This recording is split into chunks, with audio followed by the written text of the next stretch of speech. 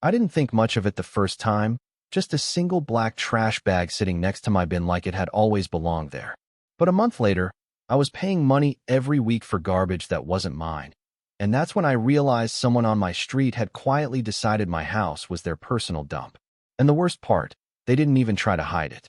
I live on a corner lot in a quiet neighborhood outside Cedar Ridge, the kind of place where people wave when they drive by and pretend not to notice your Amazon packages piling up on the porch. It's peaceful, predictable, maybe a little too comfortable. My trash bins sit right at the edge of the sidewalk. No fence, no gate, just a straight shot from the street. Convenient for pickup, and, as it turns out, convenient for anyone else who felt like using them. At first, it really didn't bother me. One extra bag on pickup day. I figured someone down the block had a full bin, maybe a party, maybe spring cleaning, whatever. The truck came, the bag disappeared, end of story. I didn't even think about it twice. But then it happened again. This time there were two bags. Different color, tied differently, definitely not mine. I remember standing there for a second longer than usual, staring at them like they might explain themselves if I just gave it time. But they didn't. And honestly, I still let it go. Because that's what you do, right? You tell yourself it's not worth the energy. You don't want to be that neighbor, the one who makes a big deal out of small things. You convince yourself it'll stop on its own. It didn't. Within a couple weeks, it became a pattern, like clockwork. Some mornings it was just a small grocery bag tossed in. Other days, it was these massive, overstuffed trash bags, bulging at the seams like they were holding way more than just kitchen scraps. A few times they were so heavy they tilted the lid open, and that's when the real problem started. See, my trash company had rules. Strict ones. If the lid didn't close all the way, they wouldn't take it. No warning, no partial pickup. They'd just leave it there with one of those bright orange tags hanging off the handle like a little flag of disappointment. And guess whose trash stayed behind? Mine. Not the mystery bags.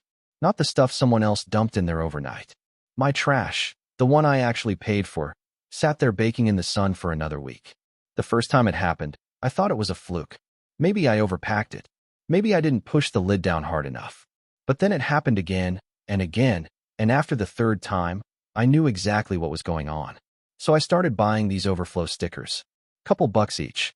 Not enough to hurt, but enough to annoy you every single time you had to peel one off and slap it on a bag that shouldn't even be yours.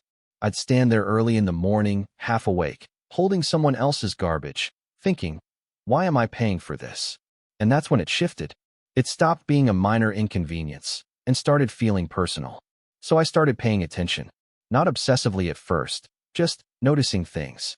What days it happened, what kind of bags showed up, whether they appeared overnight or early morning. I even started timing when I took my bins out, just to see if anything changed. And then one night, around 11, I heard it. Footsteps. Not loud, not rushed, just slow, deliberate steps on pavement, followed by the soft, unmistakable sound of a plastic lid being lifted and then closed. I didn't jump up right away. I just laid there for a second, staring at the ceiling, listening to the silence that came after. Whoever it was, they weren't in a hurry. The next morning, I checked my camera. I'd installed it months ago after a package went missing, never really used it for anything important. But that morning, I sat there with my coffee, scrubbing through the footage, and about 10 minutes in, I saw him. Tall guy, late 30s, maybe early 40s. Hoodie, baseball cap, walked like he had nowhere else to be. He came from 2 houses down, just strolled over, lifted my lid, dropped a bag in like it was part of his nightly routine, and walked right back home. No hesitation, no looking around, like it was completely normal. I remember leaning back in my chair, letting out this quiet little laugh. Not because it was funny, but because it was so unbelievably casual. Like I'd somehow become part of an arrangement I never agreed to. His name was Aaron Pike. I didn't know him well, but everyone on the block knew of him. Kept to himself mostly. Always had packages coming in and out, stacks of boxes by his garage, delivery trucks stopping by at odd hours. People said he ran some kind of online shop, reselling stuff, maybe electronics, maybe home goods. No one really knew for sure. What I did know was that his trash wasn't random. And now I had proof. So the next day, I walked over. Didn't storm up there, didn't bang on the door, just a normal, polite walk down the sidewalk like I was borrowing a cup of sugar. He answered after a few seconds, phone in one hand, distracted look on his face. Hey, I said, keeping my tone easy. Quick question, have you been using my trash bin? There was this tiny pause, barely noticeable, but it was there. Then he smiled. Not apologetic, not surprised, just casual. Yeah, sometimes, he said, like we were talking about borrowing a lawnmower. My bin fills up pretty fast. I nodded slowly, still calm. Right? I figured it might be something like that. The thing is, it's actually been causing an issue for me. They won't take my trash if the lid's open, and I've had to pay extra a few times. He shrugged. Actually shrugged. It's just trash, man. That line stuck with me. Not because of what he said, but because of how easily he said it. Like it didn't matter. Like I didn't matter. I stood there for a second, letting that settle. Then I gave him a small nod. Yeah, I said quietly, I get that. Still, I'd appreciate it if you didn't use mine. Sure, he replied, already half turning back inside. No problem. Conversation over. At least, that's what I thought. For about 8 days, everything was quiet. No extra bags. No mystery trash. My bin stayed exactly how I left it. And for a moment, I actually believed that was the end of it. But it wasn't. Because on the 9th day, he didn't put the trash in my bin. He left it right next to it. Loose. Untied. And by morning, my yard looked like something you'd see behind a fast food place after a storm. Coffee grounds smeared across the concrete. Diapers split open. Greasy containers, plastic wrappers, bits of food, scattered everywhere like something had gone through it overnight. I just stood there, staring at the mess, feeling that slow, familiar shift again. That moment when something small stops being small, and you realize this isn't going away unless you do something about it. So I did, but not the way he expected. I didn't clean it up right away. That's probably the first thing I did differently, because the old me, the version of me from a couple weeks earlier, would have grabbed gloves, a trash bag, maybe muttered a few annoyed words under my breath, and just handled it. Quietly. Efficiently. Like it was my responsibility somehow.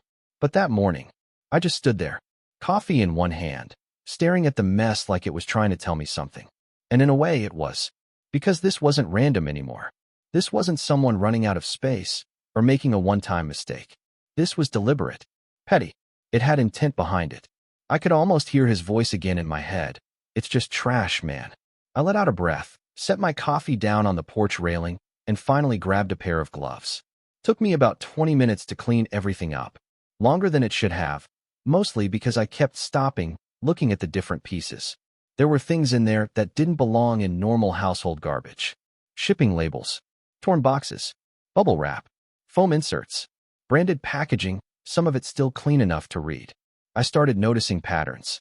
Same types of boxes, same tape, same materials. This wasn't kitchen waste anymore. This was business waste. Volume, repetition, and suddenly, the whole picture sharpened. Aaron wasn't just tossing extra trash because it's been filled up. He was offloading the cost of running his business, spreading it out across the neighborhood like it was some kind of shared expense no one agreed to. And I just happened to be the easiest target. Corner house. Open access. No friction. Convenient. I went back inside, washed my hands, and sat down at my desk, but I didn't start working. I just pulled up the camera feed again, rewound to the previous nights, and started watching more carefully. Not just him. Everything. And over the next couple days, I built a timeline. He didn't come every night, but when he did, it was consistent. Late. Usually between 10:30 and midnight. Sometimes 1 bag, sometimes 3. Always calm. Always casual. And then I noticed something else. He wasn't just using my bin. Once you start looking for a pattern, you see more than you expected. There were a couple other houses on the block where bags would appear on pickup day. Not as often, not as obvious, but enough to stand out once you knew what to look for. He was rotating, spreading it out, minimizing attention. I leaned back in my chair, exhaled slowly, and for the first time, I wasn't just annoyed. I was impressed. Not in a good way, but in that uncomfortable, reluctant kind of respect you feel when you realize someone's been getting away with something for a long time because they've thought it through. Which meant one thing. If I wanted it to stop, I had to be more deliberate than he was. So I stopped reacting and started planning. First thing I did was look up local regulations. Took me about 10 minutes to find the city sanitation page. Another 20 to dig through the actual code, and there it was. Illegal dumping. Clear definition. Clear penalties. And they weren't small. First offense, a few $100s. Repeat offenses, it jumped fast. Into the thousands. There were even notes about commercial waste being disposed of improperly, higher fines, potential follow-ups, enforcement visits. I sat there reading it twice, then a third time, just to make sure I wasn't misinterpreting anything. The rule was simple. You couldn't dump your trash on someone else's property, especially not repeatedly, and especially not for business purposes. The only catch: you needed proof. Clear, documented, time-stamped proof. I glanced over at my camera feed still open on the second monitor, and for the first time since this started, I felt something shift in my favor. Not anger, not frustration, control. So I adjusted the angle, moved the camera slightly lower, zoomed in just enough to capture the bins directly, the sidewalk, and the approach path from his house. Tested it during the day, walked out there myself, made sure the frame caught everything clean. No blind spots, no excuses. And then, I waited. Didn't take long. 3 nights later, around 11:17 p.m., he showed up again. Same routine.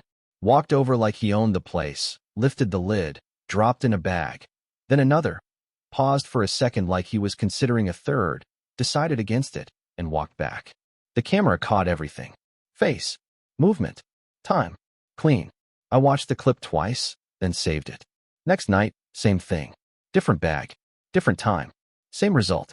By the end of the week, I had multiple clips. Different days, different loads, all clearly him. And it didn't stop there. Because once I started going through the footage frame by frame, I noticed details I hadn't before. Logos on boxes. Shipping labels partially visible. Brand names. I paused on one frame, leaned closer to the screen, and read a return address that matched a small online storefront I'd seen before. One of those third-party marketplace sellers, bulk items, fast shipping, cheap packaging. I opened a browser, typed in the name, and there it was. His business. Photos matched. Product types matched. Even the packaging looked identical to what I'd been picking up off my lawn. I sat back, exhaled slowly, and let that sink in. This wasn't just a neighbor being inconsiderate. This was a system, and I had just documented it. So I moved to the next step. I pulled still frames from the videos, the clearest ones. Printed them out in black and white first, then in color. Made sure the timestamps were visible, the angles were clear, nothing blurry, nothing ambiguous. Each image told a simple story. Him, my property, his trash, no room for interpretation. Then I opened a blank document, and I started writing. Not angry, not aggressive, just precise, straight to the point. I explained the situation briefly. Noted that I had recorded multiple instances of unauthorized dumping, included the dates, times, and attached visual evidence. Then I added the part that mattered. I quoted the city code, highlighted the sections about illegal dumping, circled the fine amounts, especially the repeat offense penalties. Let those numbers speak for themselves. And at the end, I kept it simple. No threats, no insults, just one sentence. Please stop using my trash bins. If this continues, I will submit the footage to the city. I read it twice, adjusted a couple words, printed it out, clipped the photos behind it, and the next morning, I walked it over. Didn't knock, just slid it under his door, and walked away. The next 2 weeks were quiet, almost too quiet. No bags, no mess, no late-night footsteps. My bins stayed exactly how I left them. Pickup went smoothly, no extra fees, no orange tags. Everything went back to normal. And I'll be honest, part of me thought that was it. That maybe, just maybe, he realized it wasn't worth the risk. That the letter did its job. That the whole thing was over. But there was another part of me, the part that had watched him shrug and say it's just trash, that didn't quite buy it. Because people don't change that quickly. Not without a reason. So I kept the camera running. Just in case. And then, right around day 15, it happened again. Not subtle. Not careful. 3 bags. Dropped right beside the bin. Like the last 2 weeks never happened. I stood there that morning, staring at them. And this time, I didn't feel frustrated. I didn't feel angry. I felt done. Like a switch had flipped somewhere deep in my chest, and whatever hesitation I had left just disappeared. Because I'd already given him the chance. More than one. And he made his choice. So now, I made mine. I went inside, grabbed my laptop, opened the folder where I'd been saving everything, and started organizing the files. Dates, times, clips, clear, structured, undeniable. Then I pulled up the city reporting form, hovered over the submit button for a second, not because I was unsure, but because I knew once I clicked it, there was no going back to being the easy neighbor. No more quiet tolerance. No more benefit of the doubt. Just consequences. I thought about that line one more time. It's just trash. Then I clicked submit. And just like that, it wasn't anymore. For the first couple days after I submitted the report, nothing happened. No email. No call. No confirmation beyond the automated message saying my complaint had been received. And honestly, that didn't surprise me. I figured it would sit in some queue for a week or two, maybe get reviewed, maybe not. And if anything came of it, it'd probably just be a warning. A letter. A notice. Something mild.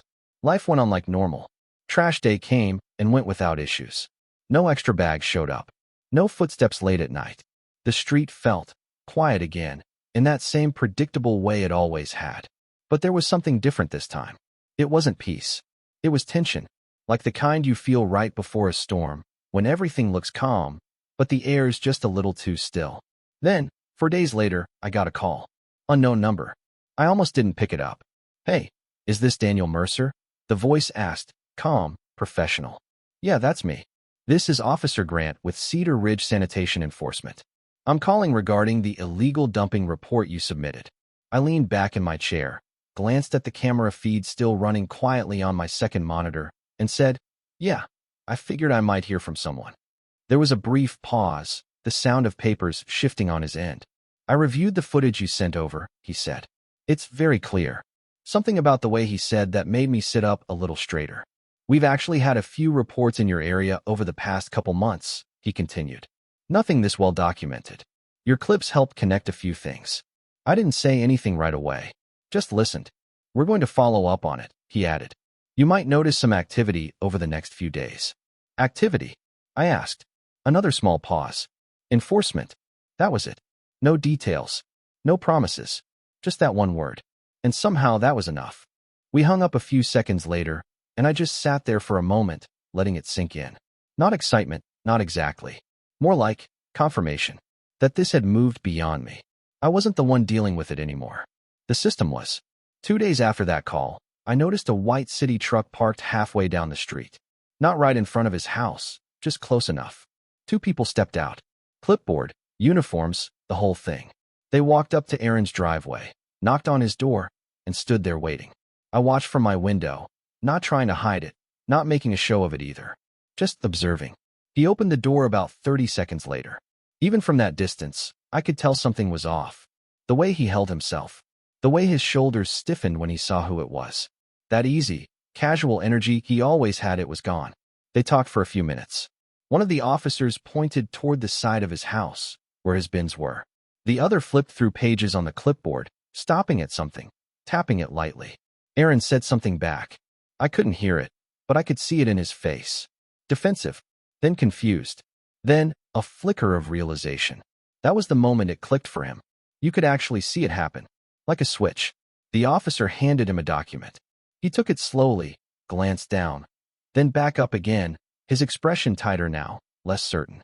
The conversation didn't last much longer after that.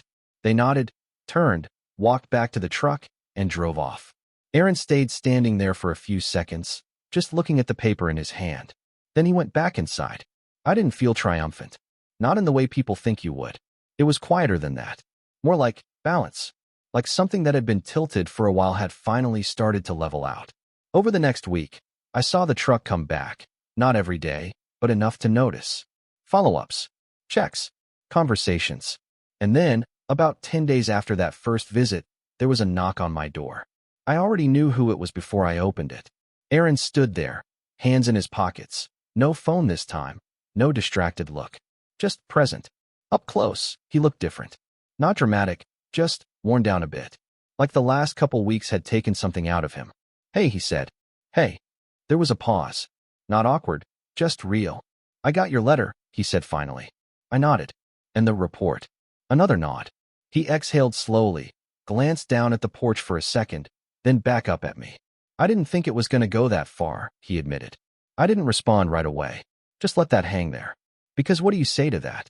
He shifted his weight slightly. I mean, it was just. He stopped himself mid-sentence. almost like he caught the words before they came out. Then he shook his head. No, yeah, I get it. That caught me off guard a little. Not the apology, but the fact that he corrected himself. I should have stopped when you asked, he said. That's on me. There it was. Simple. Direct. No excuses. I studied his face for a second, looking for something. Deflection. Sarcasm. Anything that didn't match the words. Didn't find it. So I just nodded. Yeah, I said quietly. You should have. Another pause. Then he gave a small, almost tired smile. They hit me with multiple fines, he said. Didn't even know they could stack like that. I raised an eyebrow slightly. How bad? He let out a short breath through his nose. Bad enough. There was a hint of humor in it, the kind that shows up when there's nothing else left to do but accept it. I've got a dumpster coming in, he added. Commercial pickup. Weekly. I nodded again. Probably a good idea. Yeah, he said. Probably was from the start.